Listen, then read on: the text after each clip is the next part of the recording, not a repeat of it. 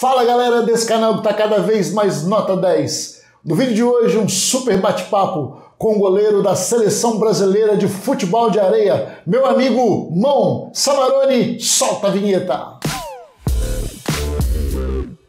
Mão, que legal, cara, receber você aqui. Eu tô muito feliz pelo convite, agradecendo, tem muita história para contar e fazer parte desse canal maravilhoso. Vamos deixar a parte glamourosa para depois, a parte do sucesso, da volta por cima, e vamos começar lá atrás, lá onde tudo começou. Cara, de onde você veio? A infância foi difícil? Fala pra gente aí como é que foi o começo de tudo na vida do Mão.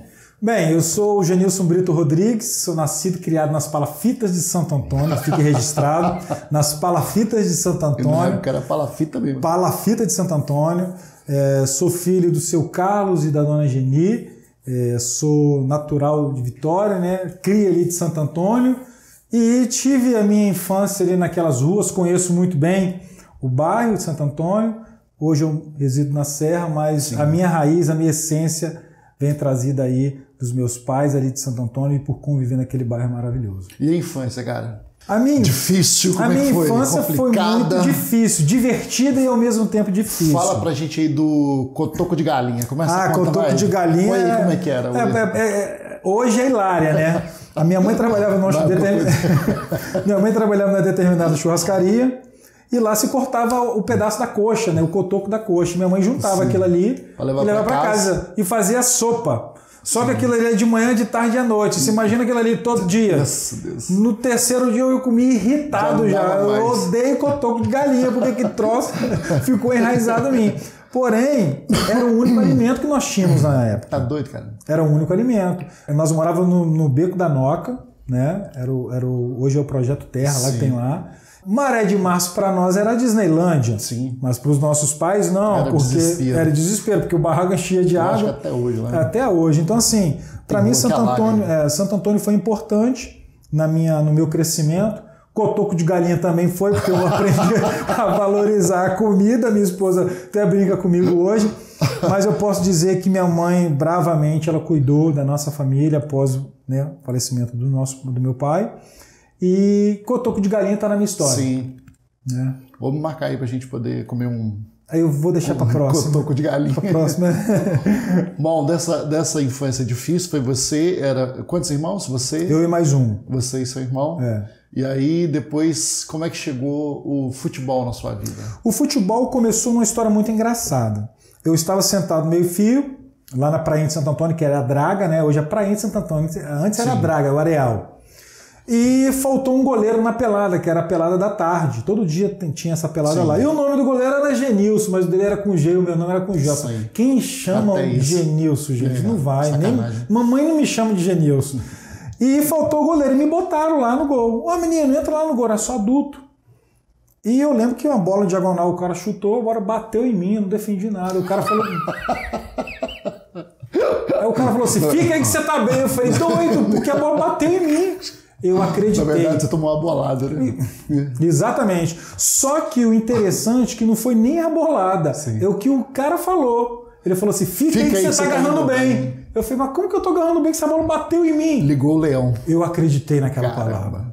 Tô agarrando bem. Eu tô agarrando bem. Que legal. E esse agarrar bem eu tô tentando até hoje, mas... eu tô tentando até hoje. E o futebol entrou na minha vida sim. Agora você tá indo bem mesmo. Agora eu tô tentando, né? E aí começou daí pra cá. Aí você foi treinar no... Aí depois eu saí dali da Draga, da praia, e continuei jogando essas peladas, fui pro Náutico Brasil. Foi parar no Náutico. Náutico Brasil. Mas aí o que foi? Foi um cara que te observou, te olhou? Você apareceu na porta tipo aqueles favelados de pedinte, deixa eu treinar deixa eu jogar aí. Certo. E me levaram, e assim, de uma maneira de me aceitar. Você começou no futsal? Comecei no futsal, lá fiz toda a categoria de base no Náutico. E lá no Náutico era aquelas quadras caracachenta. Sim. Eu não tinha joelheira, não tinha tênis, não tinha nada. Você pulava naquilo. Eu tinha, mas a cada pulo era um ralado. Sim, claro. E graças a Deus, naquela época, o metiolate ardia. E você imagina, todo treino, metiolate ardendo. Sim. Então, assim... A nossa geração... Metiolate ardia. E aquilo ali, para mim, foi muito importante, porque eu não tive treinamento de goleiro, eu não tive nada, não tinha luva, não tinha nada. E aquilo ali foi me dando um senso de pertencimento àquilo que nós chamamos de trave. Eu falei, Sim. de fato, eu sou bom mesmo. Mentira, aquilo ali era na minha cabeça. Rapaz, eu preciso... Eu acreditei naquilo ali. Legal, Tanto cara. que eu acreditei naquilo ali, que quando eu comecei a jogar no Náutico e ir bem, mesmo sem treinamento de goleiro, que eu fui ter treinamento mesmo depois de uns anos, eu consegui jogar no juvenil e era chamado para completar o treino do adulto, que é o profissional. Tanto que eu tenho essa matéria até hoje. Em 97, legal. A Tribuna fez uma matéria, os jogos decisivos, né? Era Náutico e Álvares, lá no antigo no ginásio do Álvares. Lotado aquilo lá. Náutico, vermelho e preto, e Álvares, branco e preto, né? E aquilo ali para mim era muito importante. E isso foi crescendo, crescendo. Aí sim, foram surgindo as pessoas falando assim, poxa, mano, você leva jeito, cara, por que você não treina mais? E eu sempre gostei de fazer, até para brincar. Quando eu brincava com intensidade. Uhum. Né? Até para comer a sopa de cotoco, eu comia com intensidade. Né? Não gostava, mas eu comia. Tinha que comer. E eu comecei a entender que o futebol tinha que ser intenso na minha vida.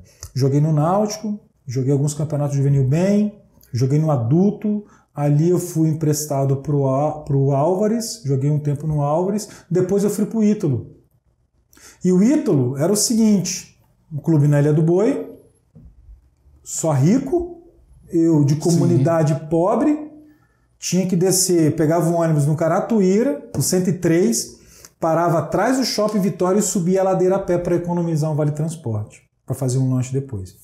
E lá no Ítalo era engraçado que tinha uma marca de iogurte que era à vontade. Eu nunca tinha visto iogurte porque eu não tinha esse acesso. E lá era... Não conhecia. Eu ficava sem graça. Toda hora eu ia lá com um copo, pegava o iogurte e tomava. Os caras... É minha chance. Calma, é a minha chance de ir à forra do cotoco de galinha para ir no iogurte.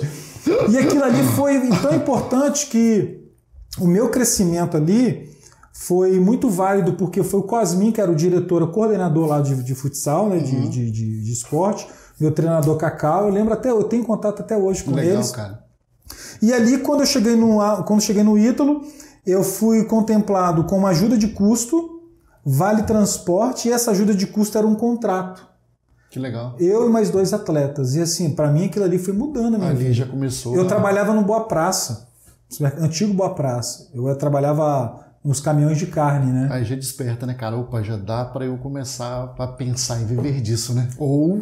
Quando eu fui contar para minha mãe, porque eu ia ser jogador de futebol, ser goleiro. Jogador não, goleiro. Aí me deu uma surra. É mesmo, cara? Porque ela me perguntou, Genil, seu pai morreu agora, o que você vai fazer da sua vida? Eu falei, mãe, você vai bater? Não, eu falei, não vou não, quero ser goleiro de futebol. Me deu uma surra. Eu falei, agora a partir de hoje... Queria ouvir engenheiro. Agora... Eu vou jogador de futebol. Depois das cotoco de galinha. Né? Então assim, o futebol para mim surgiu assim, de uma maneira meio que espontânea, mas quando Deus tem um propósito, ninguém pode impedir. Ninguém segura, não. Ninguém segura. Ô, cara, você acha que a morte do seu pai foi um divisor de águas na sua vida? Você acha que startou alguma coisa? Foi. Mexeu com você? Mexeu. Foi de fato esse divisor de águas, porque eu consegui... Foi traumático, né? Foi traumático. Teve uma passagem pelo álcool. Meu pai foi um alcoólatra, um homem de bem. Sim. Um homem de bem, porém alcoólatra, que tinha os seus conflitos, que a gente não conseguia compreender quais eram esses conflitos, né? As raízes disso. As raízes desses conflitos. E por conta disso ele descontava a agressividade da bebida. Acabava na minha mãe, em casa, quebrava a casa toda. A gente já não tinha nada. Não tinha casa? Não tinha nada, eu tinha uns cotocos, uma geladeira velha, quebrava tudo e ficava difícil, né? Tinha que comprar tudo de novo, que não tinha.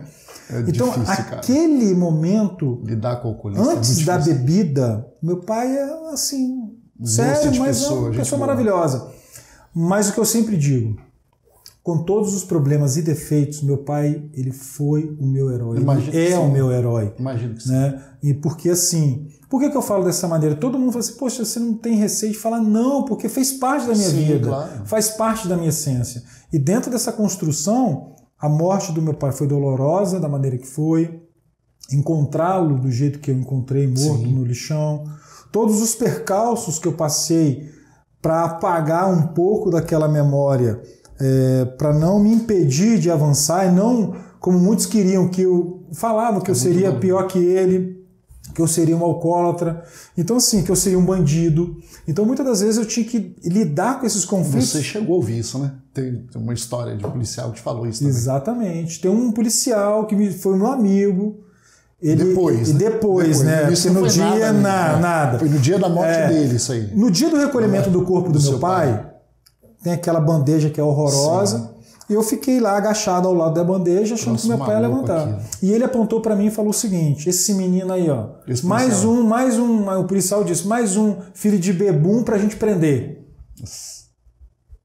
Então aquilo ali mexeu comigo. Eu falei, doído, né? É muito doído. Então quando você busca uma orientação de quem tem que te dar essa orientação e não te dá, você fica frustrado. Sim. Não tem adolescente que não fique frustrado. Claro. Fica revoltado, fica frustrado. Eu era um adolescente retraído, às vezes muito agressivo, brigão. Sim. Por tudo brigava. Por quê? Porque eu já tinha um passado que me fazia isso acontecer e ficava no meu ouvido as vozes daquelas pessoas assim, que eu não vou dar em nada, que você é mais um bandido, que aquilo ali, eu não vou passar dos 20 anos de idade. Como de fato muita gente não passa, né, irmão? Como de fato muita gente não passou. Acho que até de amigos. Exatamente. Amigos, né? Então, assim, você romper com esse ciclo, né? Que é um como é que você faz? Sozinho. Amigo, cara. A minha mãe, assim, Dona Geni, tá lá com a gente. É engraçadíssima, mas legal. Ela não conta essas histórias. Sim. É sofrimento. Mas ela mesma chegou para mim e falou assim: futebol é coisa de vagabundo. Ela mesma ela não acreditava. Minha mãe furava as bolas. Minha mãe furava. Tem uma entrevista que ela deu. Ela assim: Genilson, eu furava todas as bolas. E as bolas nem eram minhas. Porque não tinha dinheiro para comprar bola. Sim. Né? Então, assim, aquilo ali para ela era um conflito muito grande. Porque futebol, o que é futebol? Não dá para ver carreira nisso, não dá para ver futebol. Eu tinha que fazer o ensino médio. Para me tornar um office boy, não que seja demérito, claro, pedreiro. Mas é o caminho que era o caminho que muita gente fazia, exatamente. Eu trabalhava na pizzaria, pois. Eu trabalhava numa pizzaria lá em Santo Antônio. Não tem as bordas das pizzas? Sim. Eu passava a espátula para comer aquele negócio, pois. Porque não tinha. A barriga roncava. Eu trabalhava das 18 às 6 da manhã. Caramba, bicho. Então, assim, essa é a história do mão, porque muita gente olha lá na mídia social, na televisão, é o glamour, mas não sabe dos cotocos de galinha. Exatamente. Cara, aí depois como é que foi a sua convocação? Quando o telefone tocou, você não achou que era sacanagem? Não, cara, convocação, eu fui convocado em... Que isso foi quando? Em dezembro de 2003, eu me apresentei em janeiro de 2004. Naquela época o celular ainda era aquele tijolão. Tijolão. Assim. E o presidente ligou por um amigo meu, para falar... FIFA? O que é? É a confederação, que é da seleção. Ligou para um amigo meu assim, olha, tem como você passar por mão, que antigamente era esse negócio de recado, né? Não, ninguém normal, tinha nem tinha. O cara trocava moto e celular. É verdade. Era caro pra caramba. Aí, beleza. Aí fala, aqui, eu sou o presidente tal, eu tô te falando que você tá convocado. Eu xinguei o cara de tudo, achando que era trote. Vai sacanear outro. Isso, eu tava com 23 anos. Nessa época. 20 e poucos anos já. Então, assim, na minha cabeça, eu tinha acabado de ser campeão estadual. Sim. Seleção capixaba. Então, assim, na minha cabeça, eu queria. Eu alcancei o auge, né? Eu queria. Assim, mas eu não tinha... Você nem imaginava. Não imaginava. Aí liga um cara... E você não foi atrás, né, cara? Do Rio de Janeiro. Bater na sua porta. Do Rio de Janeiro, tô te ligando que você tá convocado. Você desliga o telefone na cara dele. Sim. Porque... Hoje antes nem tanto, né? Hoje nem tanto. Antes os caras ligavam pra você fazendo, eu sou repórter e tal, fazendo, você ficava 1 hora falando os caras, ficavam na pegadinha trouxa. Os caras faziam isso. Hoje não faz mais. Mais um desgraçado. Hoje tem o WhatsApp. Sim. Então, assim, essa convocação foi muito legal, porque o cara ligou 3 vezes. 3 vezes. Na terceira vez ele falou assim: eu vou fazer o seguinte, eu vou conversar com seu amigo, conversa com você. Falou assim: não, irmão, é verdade e tal, você está sendo convocado e vai ter a competição de novos em 2004, eu tenho a foto dessa seleção até hoje, e você tem que se apresentar no Rio de Janeiro. E na minha cabeça, falou assim: eu vou para o aeroporto de Vitória, eu vou chegar lá, os caras vão estar com a placa, cara na pegadinha, trouxa. Sim. Eu tava com isso. Chegar lá, os caras vão me sacanear. Até entrar no avião, entrei no avião, tô desconfiado. E foi descer no Rio de Janeiro, cheguei no Rio de Janeiro, fui encontrando com o pessoal, falei: é verdade, agora aqui é o meu caminho. O beach soccer, na verdade, estava começando a engrenar a modalidade, né? Sim, Estava começando a ter essa popularidade. O Júnior do Flamengo, e Paulo Sérgio, Cláudio Adão, essa esses galera. caras encabeçaram o movimento e popularizaram a coisa. Aí eles foram parando, mas eles foram preparando outros, né? O Júnior, o Benjamin, aquela galera toda. E o beach soccer ficou super organizado, uma modalidade nova que de repente apareceu super estruturada, com grandes nomes. E eu dentro dessa Só o Romário que não deu sorte com o beach soccer. 2005 jogar Copa do Mundo, perdeu. Mas ali foi um conjunto de fatores que deram problema ali para nós. E em 2004, quando eu cheguei na seleção, nós fomos para Montevidéu, eu lembro até hoje. Montevidéu. Desembarcamos no Uruguai, todo desconfiado. Passaporte que parecia foto presidiário que eu tirei. Eu tenho até hoje passaporte. O meu esposo olha assim, coitado dele. Eu falei, não, tô indo pro Uruguai. Foda, você tinha muito futuro mesmo. Não, vai dar certo, não. Não combina. Eu fui todo desconfiado, parece aquela coisa de... os caras começavam a falar piadinha que você tinha que pagar a comida no avião. Aí você fica igual bicho do mato, né? Não sabe. Desci em Montevidéu. Eu lembro que tava um frio. Falei, rapaz, fomos jogar à noite. E aquilo ali pra mim, quando eu vesti a camisa da seleção, eu tenho a camisa até hoje. Foi a primeira vez? Foi a primeira camisa na seleção. E foi a primeira vez que você vestiu? A primeira vez. Eu tenho ela até hoje guardada. Que massa, cara. E para mim foi muito gratificante, porque quando eu olhei para aquela camisa, eu falei assim, essa camisa aqui vai ser a primeira de muitas camisas que eu vou construir uma história aqui dentro. E tô lá. E tá até hoje, né? E tô lá. E agora eu completo janeiro agora. Quantos jogos? Não, eu tenho 354 jogos e completo 17 anos. Né? Janeiro para março agora eu completo 354 jogos. 10 Copas do Mundo, 6 finais, 5 Copas do Mundo conquistadas. Aquele garoto lá que não ia ser ninguém. Ninguém, do cotoco de galinha. Do cotoco de galinha. Se tornou alguém. Hoje sou professor universitário também. Você fez o... Eu fiz faculdade, sou formado, sou pós-graduado. Que legal, você fez o que, cara? Eu fiz educação física pela Rede Docton. Eu sou especialista em educação, políticas públicas e sociedade. Fiz especialização em docência. Quase vereador da Serra. Quase vereador, mas na próxima serei. Na próxima serei. Tá na trave. Deus abençoe e te deu tudo que você tem. Fez de você esse cara que você é. Hoje você está trabalhando com um projeto social.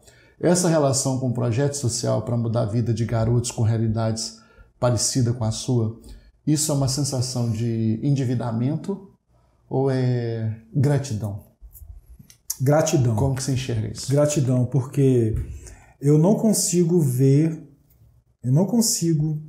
pensar nada diferente a não ser a boa mão de Deus e a misericórdia de Deus de me tirar lá do mangue e me colocar em muitos lugares, me capacitar, me continuar capacitando, abrindo porta, fechando porta, me contemplando com conhecimento, não com dinheiro, não com moeda, mas com a prosperidade que eu entendo que é a família, o desenvolvimento, o trabalho em si, o sucesso profissional para que isso atinja outras pessoas.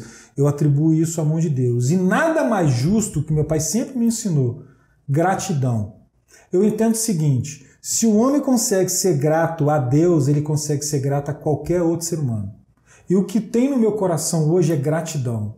Então, o que eu faço e como eu faço para Deus como forma de gratidão, de não retribuir, porque ele é o dono do ouro da prata, ele é Deus, mas contemplar a criação. Quem é a criação de Deus? Somos nós. Então, se ele me abençoou, você vai repartir. Eu vou repartir com outra criação, com outro ser humano que precisa. Legal. Então, a minha forma de atuar é assim. Difícil? Não é fácil. Porque o projeto social Alcance das Mãos ele tem 15 anos. Sim. E é um projeto que nasceu de fato no coração de Deus e ele me deu para administrar. É difícil, porque nós vivemos de doações e vivemos assim, no limite que tem que viver, porque é a dependência de Deus. Mas no final de tudo, é uma gratidão que eu tenho a Deus por tudo que Ele fez na minha vida. E já tem muitos garotos que vocês também, através do projeto, conseguiram mudar a vida, né, cara? Hoje tem meninos que são formados, tem meninas que tem uma amiga, né, a Karina formou pelo projeto, tem o Gucci, Tem outros tantos que formaram professor de educação física. Só formar na questão do esporte, não. Não, formar na graduação, faculdade, a parceria com a Rede Docto, de fazer todo um trabalho, ganhar bolsa de estudos. Porque o projeto trabalha assim.